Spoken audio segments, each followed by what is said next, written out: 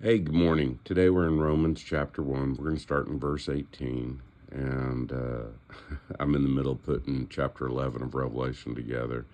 I thought this might be a good time to go through this little Bible study. God's wrath against man. Verse 18. The wrath of God is being revealed from heaven against all the godlessness and wickedness of man who suppress the truth of their wickedness. Since what may be known about God is plain to them, because God has made it plain to them. For since the creation of the world, God's invisible qualities, his eternal power, and his divine nature have been clearly seen, being understood from what has been made, so that men are without excuse. For although they knew God, they neither glorified him as God nor gave thanks to him. But their thinking became futile, and their foolish hearts were darkened.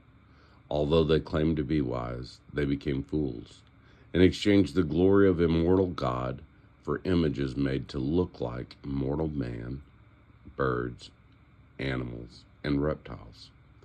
Therefore God gave them over in sinful desires of their hearts to sexual impurity and degrading of their bodies one with another.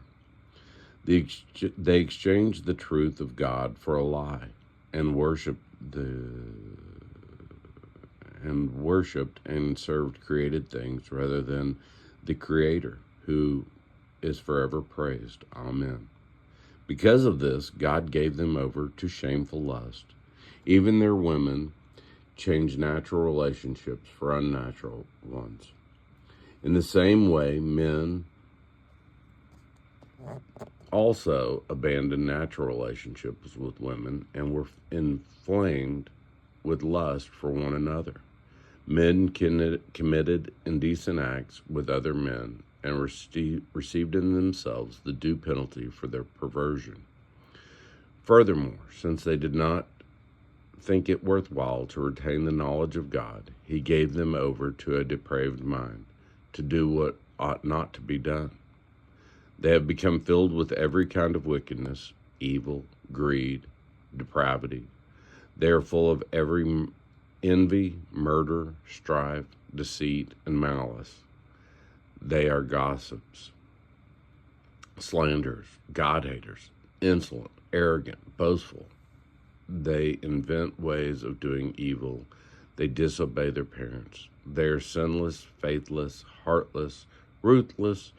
Although they know God's righteousness, that those who do such things deserve death, they do not only continue to do these things, but they also approve of those who practice them.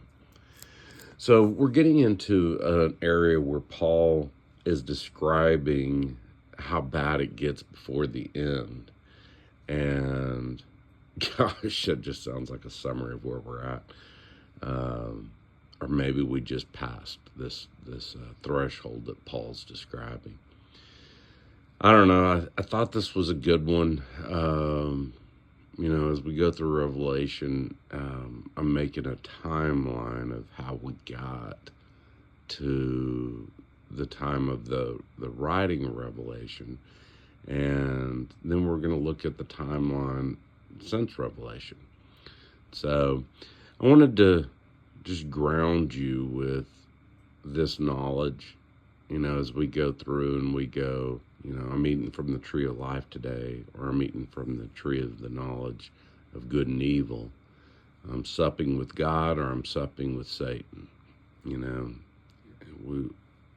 We see the church in Revelation as confused, bewildered, what's good and what's bad, and it's not a big mystery. So I encourage each of you for this very passage to read your own Bibles, come up with your own message, and don't be misled. So I hope you take in today's message. None of us will enjoy it, but use it as a guidepost. What is the righteousness of God? What is His heart seeking? And where are we supposed to be?